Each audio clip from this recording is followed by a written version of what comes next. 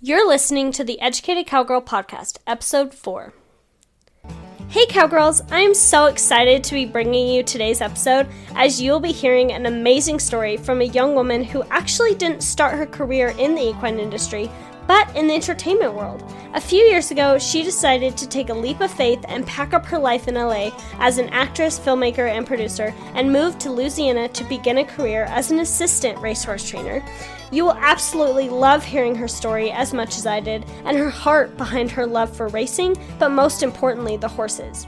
She is a true inspiration of how taking a risk and creating a whole new life for herself. And yes, it took a lot of work for her to get where she is at now, but it was 100% worth it. Whether you're contemplating changing jobs, starting a new career, or just want to learn more about horse racing, you will definitely love this episode and feel inspired to take that next step towards that goal or dream you have been too scared to take. Anna has such a heart for growing the industry and introducing racing to the younger generations that will help to promote the sport as a community to bring people together. So without further delay, let's get into my conversation with Anna.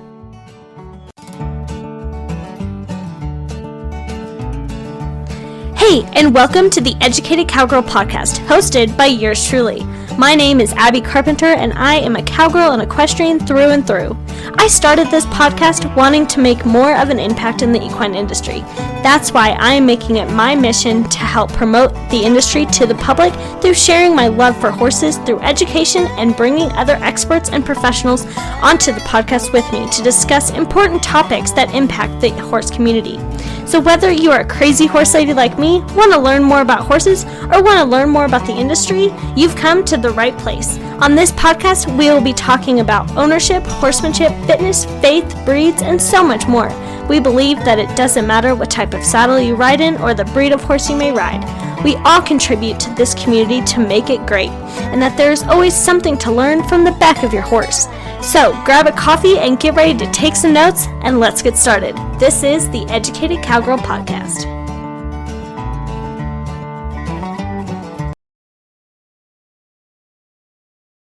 So, hey everybody, today I have a very exciting guest on the podcast. She is someone who is a true pioneer in the horse industry. When she reached out to me with her story and I read about her journey, I knew she would be a great inspiration to talk with of how she made the transition from filmmaker to assistant trainer and gallop girl at a horse racing barn in Louisiana, and have some great insight into the equine industry. So welcome, Anna, to the Educated Cowgirl Podcast. Yeah, I'm so happy to have you here. Yeah. Yeah, I'm excited to be here and just, share my story. And I love what your podcast is about. And yeah, I'm excited to get it going. Awesome. So to start us off, can you introduce yourself to the listeners, what you do, and then a fun fact about yourself? And this can literally be anything. Okay, my gosh. I've been in the racetrack world for 4 years now, but I moved from California to Louisiana because I was in the film industry and acting since I was 14 and riding horses all my life. But then I transitioned into the racetrack where I'm now an exercise rider, and I'm also the assistant trainer for my trainer. Fun facts.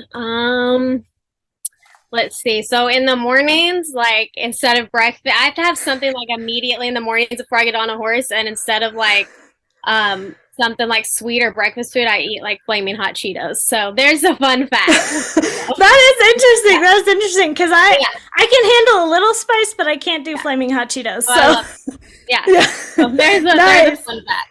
Nice. Great. That's awesome. All right. So the first question I want to ask you is, through looking you up online and listening to one of your other interviews, I know a little bit about your background with horses and the film world, but I'd like to know a little bit more about how horses were in your life growing up and what led you to LA to pursue a career in the entertainment industry. Yeah, I've lived a lot of lives in my 26 years. So horses, I've always been around animals. I'm just an animal person. I prefer animals over people. Right. And I've ridden horses off and on my whole life. But so I come from a family of musicians. I'm the only one in my family that rides. And so I kind of got involved in the creative side of things, and I was in my first movie when I was 15. I'm doing like small stuff in commercials when I was like 13, 14. And so I did my first movie when I was 15. And then by the time I was 17, I had moved to California, and I was doing the film stuff, working with a lot of big companies, and I started writing scripts. I started getting more behind the scenes and writing scripts, and it became so overwhelming, and I had so much at me at one time, and I was so young, and I'm like, I need something therapeutic. I need something for me. And I gravitated towards the horses. So I got back into horses, started show jumping, and that's what I did primarily, was show jumping, because it's really big in California. Right. And my show jumping teacher at the time, she used to gallop out at the racetrack. And so she introduced me to that whole side of things. And so I was going to Santa Anita, and I met a lot of trainers, and I'm like, you know what? I've done the film stuff. I've had this whole career. I'm not going to wake up one day and regret not doing something. And I was actually set to act in a movie, and it was getting ready to start. And I called the producers and said, I'm sorry, I'm pulling out of the film. I'm moving to Louisiana. I left it all behind. Everyone thought I was crazy. I made so many people mad. And I started going to a thoroughbred farm about an hour outside of Los Angeles. And I started working in the round pen, working with babies, working with all kinds of different thoroughbreds. And I got connected with a trainer, and they were like, if you really want to learn to ride, you should go to Louisiana. That's where you can learn to ride. So I up and left everything, sold my condo in California. Bare bones, just drove 25 hours. I had my mom, thank God for my mom, because she was my support system through the whole thing. And she was like, you know what, if you want to do it, it doesn't matter what other people think, just do it. And I didn't plan to stay here in Louisiana, but it just kind of became home. It just became home. Right. And California will always be home, but I like being based here. And I got in with some really good people and really good barns, and kind of went through this hard knocks and learned how to ride by falling off and all kinds of stuff. And jumping is completely different. Thank God I had the foundation of riding horses, but show jumping's like completely different. And yeah, I definitely had my work cut out for me, but I stayed, and so that's how I got here. Yeah. Thoroughbreds are definitely not easy to ride sometimes. Like, I had an appendix in high school, but nothing compared to like a 100% thoroughbred. Yeah, they're a lot. They are definitely, but I have a pony horse. He's off the track, and we turn him into a pony for the barn, and he's a thoroughbred. And but if he ponies one to the pole when we're about to breeze a horse, he thinks he's gonna go back to being a racehorse. But I'm like, they're pretty amazing. They can do so many things. That breed is so universal. Right? Yeah. That's awesome. That's so awesome. So, with being a filmmaker and a producer, what did you take away from your years working in that world that it seems so glamorous to me? And what did you learn about yourself that you think you still use today in this new career? Yeah, that's a really good question, because I try to tell people there's so many similarities, and they're like, how? That sounds crazy. And I'm like, no, I worked with directors, producers, different actors, my co-stars. And I'm like, honestly, it's the same. It gave me the tools to work with all the people here, because I work with agents, jockeys, agents. My trainer, I say my trainer is the equivalent of working with a director out in California. Your assistants, they're your assistant producers in California. So it really goes hand in hand. I mean, it taught me really how, because a lot of the racetrack is working with people. You think I thought I was getting away from working with people, and I'm like, oh yeah, I'm just going to be with horses all day, but it's not. It's a lot of working with people, making things happen, calling owners, telling them how this horse went, X, Y, Z. And I think it really taught me how to work in a big operation. And because I worked for a production company, and we had a team of people, and worked for a lot of pretty great people, but it gave me the foundation to work in a group setting that was so elaborate. Now I'm not as intimidated because I was so young working with all these people, and now when I walked into this, I'm like, oh, I've got that side of things. Being an assistant to a trainer became easy, So I think there's a lot of similarities to the film industry and the racetrack. Right. Right. And it probably gave you a tough skin dealing with Yeah, producers because I I'm mean, sure a lot of I, owners aren't easy to deal with. I always said, like, one thing I used to say in California, I said, man, I said, the people here in Los Angeles, like, they'll stab you in your face as quick as they'll stab you in your back. They don't care. And I thought that was like, and it's the same with the track. I mean, you have to, like, my pool of people is very small. It's like a drop.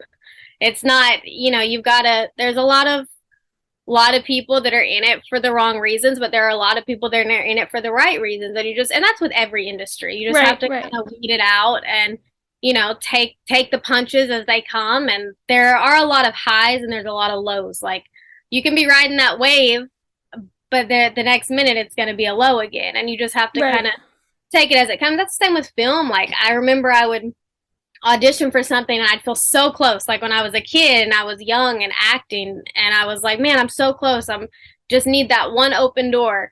And I'm like, you feel like you got it, then you just have the wind knocked out of you. And that's the same with this. Like, you think you're so close to winning or you're so close to this, and next thing you know, it's taken right out for you. So you have to have thick skin. You have to. It's a mental job here. It's more of, like, people think my job's physically draining. I'm like, it's more mentally draining than it is physically draining. For sure. So speaking of, like, your pool of people and your support, you talked a little bit with Kelsey on the Find Your Sexy podcast about your support system that you found in Louisiana, which probably encouraged you more when you took that risk to move out there, that you made the right decision. But how did you know that this was the right move? And you touched on it a little bit, picking up your life and, like, starting basically a whole new one, as scary as that is. Yeah, it was definitely scary, but I can honestly say I didn't know if it was the right move. I really didn't. I just would pray. I prayed and I'm like, I just hope that, all I knew was that I did not want to live with regret. And I knew that, I'm like, at my age, I'm like, I'm gonna, if it's now or never. If I don't do it now, I'm never gonna do it. And I'm like, I don't want to wake up, 10, 20, 30 years from now and be like, if I would have just made that phone call, if I would have just made that move. And I just, honestly, it was a leap of faith. It really was a leap of faith for me. Right. Awesome. Yeah, that's definitely, like, taking that leap can be, like, the scariest step, but you just have to think of it as, like, it's just one step, and if it doesn't work out, I can always go back or something. Exactly. But. Yeah, there's nothing, like, and that's the thing, you can change your mind and change it again, and, like, I just think the worst thing you can do is sit and not do anything, just sit and do nothing. And I think it's important to just step out there and you take a risk. And this, I'm all for, usually I'm more of a calculated risk taker type of person. And this was not a calculated risk at all. I'm like, this could really be bad. Like, I moved out here, I knew no one. Like, the trainer I went to ride for, I didn't know him. I'm like, this person could be a crazy person. I'm just going there like, hey, how are you? Like, nice to meet you.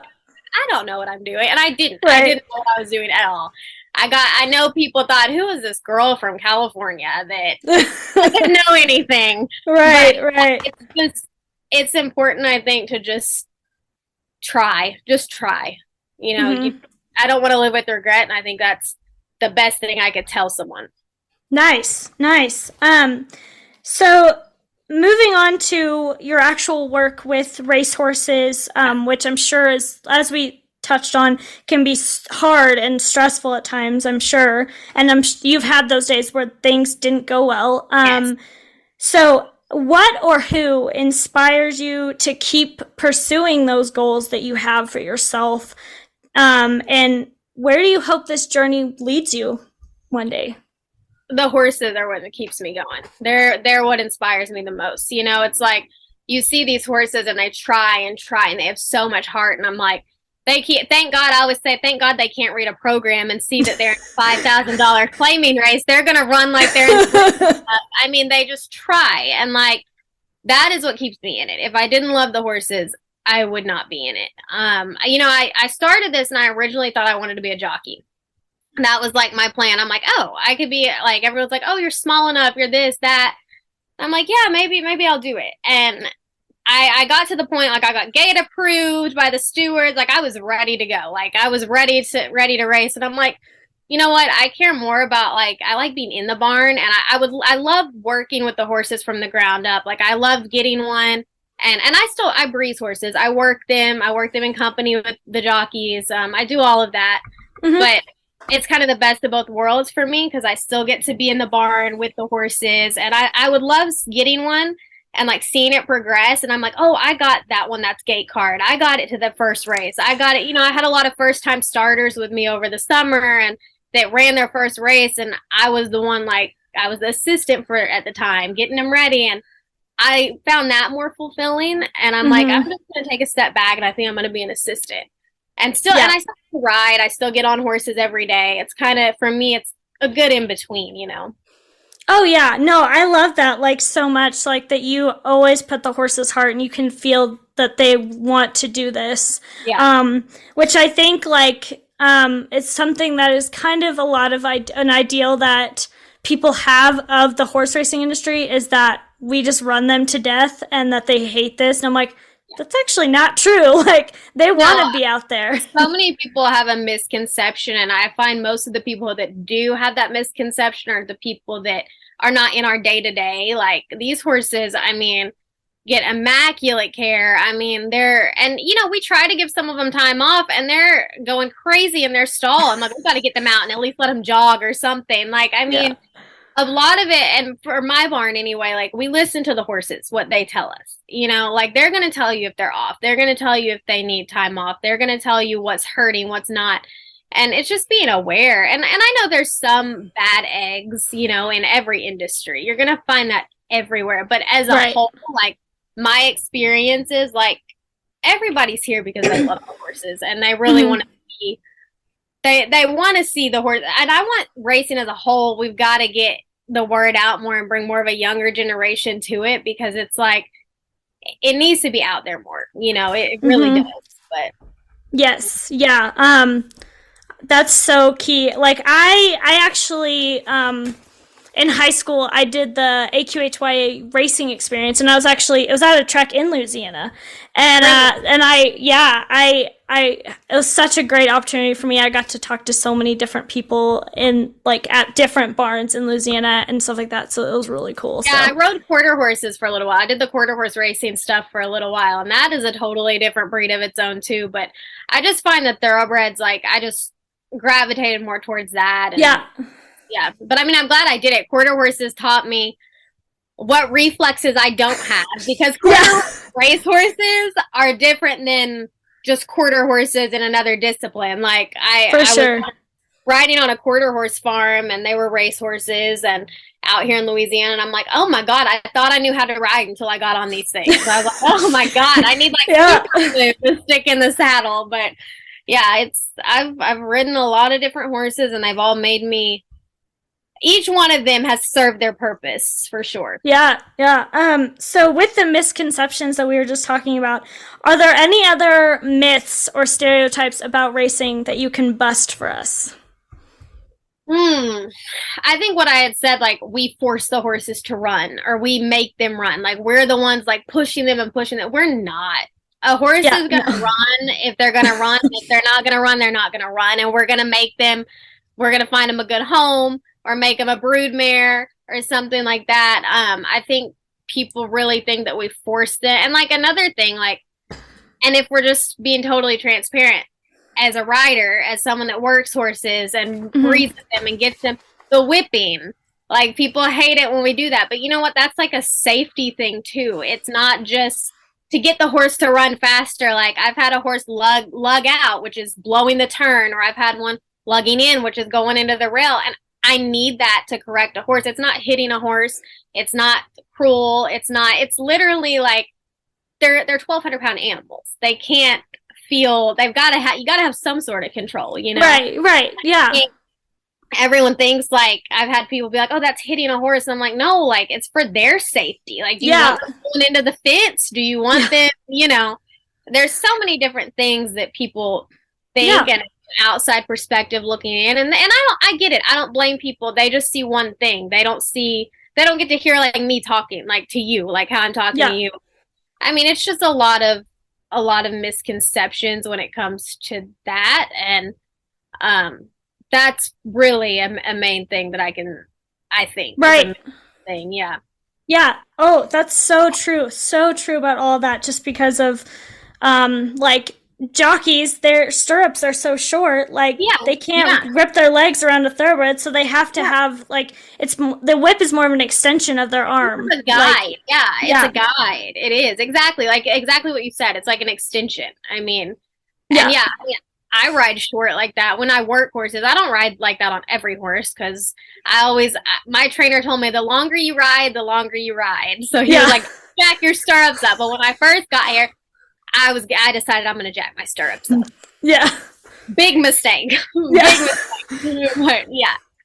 Yeah. Nice. All right. So we talked about this a little bit earlier in the week, how the equine industry and the entertainment industry both come with their own set of obstacles and challenge and hard work. And so coming from racing, what have you found that's similar about both industries and what's different? What is different? I think hard one. As far as different goes, I think at least at the end of the day, like you're surrounded by animals and people that love these animals, and it's not as far of you don't have to deal with like the glitz and the glam of it. You can kind of take a step back and take a breath. And yeah, there's some people that are in it for like the money and the fame and this and that, which I mean, I understand. Is the same as the entertainment world. Yeah, to each their own. But I think for me here, like the track, it's like a world in and of its own. It's like I can kind of be in that world and be removed from the outside world. And the film industry, at least in Los Angeles, like if you're in it, you're living and you're breathing it and you're in it. It's a daily grind. I mean, everywhere you turn, there's the film industry. You can't get away from it. And I think for me, like I needed to get away from it. I had been in it too long. I had done it for too long. And like the horses, like I go to the track and it's like, it's your own little world. And like, it's kind of like your escape from like the real world, if that makes sense. That's just totally. Like, that's just like me mentally. Like, it's like my little escape, you know, my little bubble. And then you step out of the track and it's like, you're back into reality. But I mean, believe me, there's days I want to get away from the track too. Yeah. There's days I want to get away from the track too. But, like the film industry, you can't get away from it. Once you're there and you're there. Yeah, you're there, you always. It doesn't stop. It does not stop. And if you do stop, you will be forgotten about. Like you will be forgotten about. And I mean, I still do films. I write on the side, like at home. I still write scripts and do some stuff like that. But it's kind of different when you're not there and living in it. And I had to get away from it to appreciate it, if you know what I mean. Yeah, totally. Yeah, sometimes you just need to step back and take a breather. Yeah. So what have you also seen in racing as far as where you see the equine industry trending? Trending. Let's see. I do think more tracks are trying to get, I don't know if mainstream's the right word. I don't know if that's the right word, but I think we're trying to bring more of, you know, everything. The only thing that I hate is everything's gone to phones. Like you can simulcast on your phone and watch races and do the betting on the phone. And I think it's kind of makes it harder for people to want to come out to races now. But I think a lot of tracks are still trying to do more and try to bring that younger generation. And I think they're trying, and I think it's a little harder for the smaller tracks like Louisiana. Not that we're smaller, but we're not as equipped to have some of the tools that we probably need. And I think a lot of people need to try to help. All the tracks need to work together. I wish more tracks would work together and try and get more of a team effort. And even like the tracks in Louisiana, we have 4 racetracks in Louisiana, and you feel like they're all just individual tracks. But I'm like, we all have to work together to make racing better. Yes. And because otherwise, I mean, you will die out. You know what I mean? Like you have to bring a relevance to it. And I think they're trying. I think they are. It's just trying to make it more appealing and more accessible to people. And a lot of people don't know, like there's so many people, like I go to Shreveport in the summer and they're like, oh, I didn't even know that track was there. And I think a lot of places they're trying to bring a relevance to it because that's the only way we're going to survive, you know. It's true.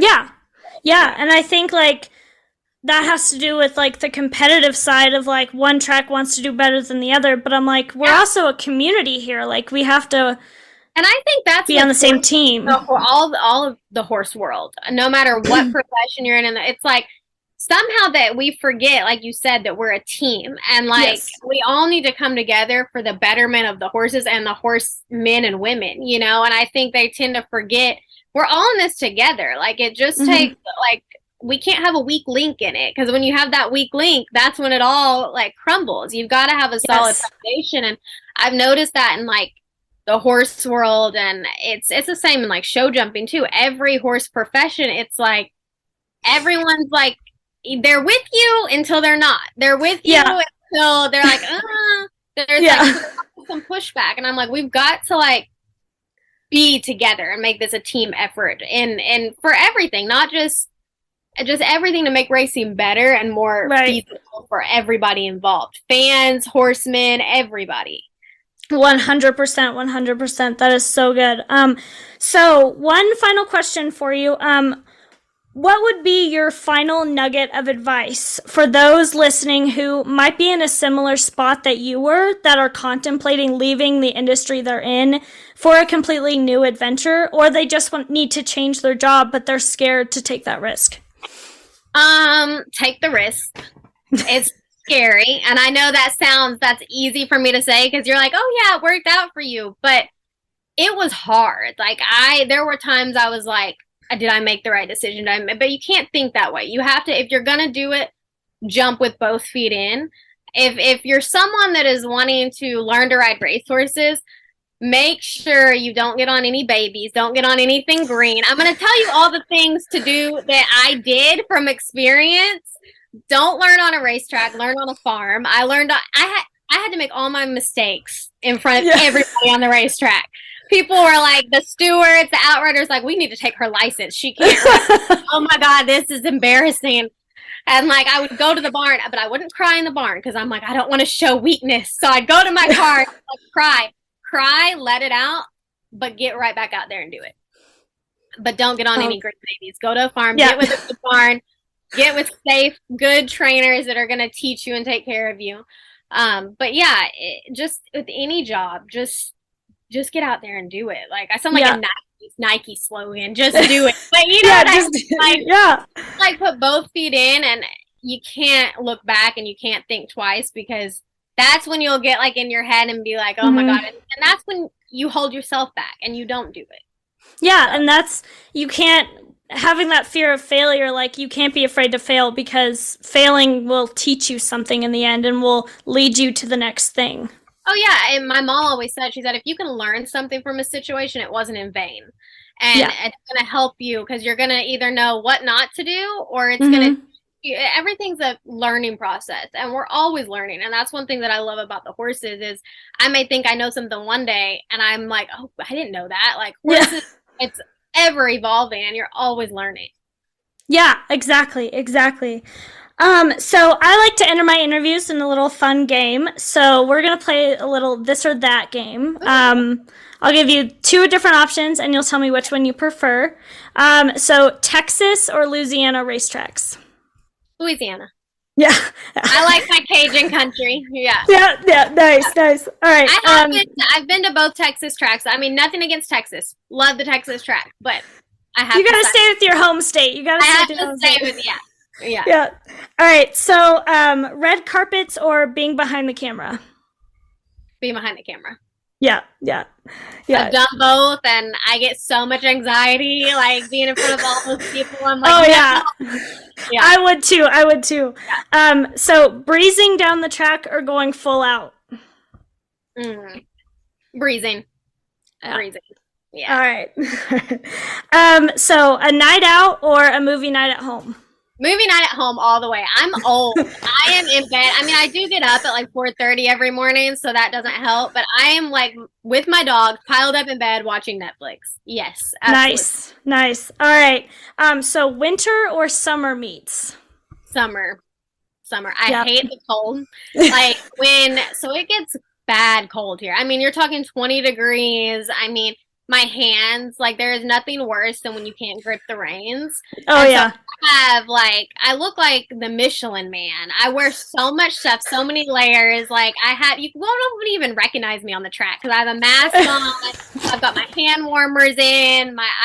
Yeah, I would much rather be, and we get hot summers too. I mean, triple digits, 90% humidity, and yeah, I'd much rather have that. I can take that. Yeah, I'm definitely a summer girl too.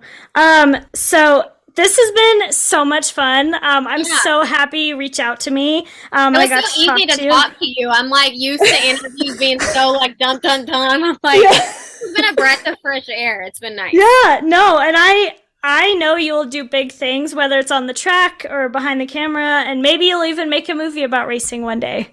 You never know. I would have a lot to write about, that's for sure. Yeah.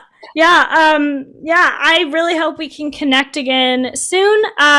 What tracks can people look for you at next? So I'm at Delta Downs, which is in Vinton, Louisiana. That is where I am in the winter, but we just finished our racing meet the end of February, and I am moving in the next 3 weeks to Louisiana Downs, which is in Bossier City. So outside Shreveport. And occasionally we'll have horses run at the fairgrounds in New Orleans, but I'm based in Shreveport and Vinton. So Delta Downs and Louisiana Downs, those are my tracks. Nice. And where can people find you on social media? So my TikTok is the Horse Girl Diaries, and my Instagram is also the Horse Girl Diaries, but my personal film account is Anna L. Mclain. Nice. All right. And I will link all of that in the show notes for all of you. So thank you again, and I wish you the best of luck with your races and with your horses. Thank you for having me. Thank you. Y'all, I just love that conversation with Anna so much, and I hope you did as well. That you took so much inspiration away from her story of how she might have been scared, but she didn't want to hold herself back and regret not doing it. Sometimes you have to take that leap of faith, as scary as it might be, because it's scarier to have regrets of not trying and just going for it. You never know what might come out of it. It could end up being the change you needed to find that fulfilling purpose for your life, or something you needed to appreciate the life you left behind. As Anna said, she still uses a lot of what she learned in the film world in the barn and at the track. In every industry, but especially in the horse world, it is still about working with people, which I know a lot of us would prefer to deal with the horses, but if we don't work to continue to come together and work as a team, that weak link will just get bigger and will start to crumble around us. Having that support system to be there for us during the lows will only make the highs better. And remember that the horses is why we do this. Seeing their heart for wanting to get out there every day and do the job they were born to do, whether it's racing, sorting, reining, barrel racing, or whatever it may be. Don't hold yourself back from doing what you love just because you are scared of failing or embarrassing yourself in front of others. It doesn't matter if others think you're crazy, because they don't see that potential on the inside of you to become something great and step into the calling God has for you. As always, if you love this episode, don't forget to share it on your social media and tag me at The Educated Cowgirl. And click that follow button so you can get updated when I upload new episodes every other Thursday. And don't forget to leave me a rating and review on wherever you're listening to this podcast. Thank you so much for joining me for this episode of the Educated Cowgirl podcast. I hope you enjoyed it, learned something new, and will come back for more. But for now, stay blessed and ride on, cowgirls.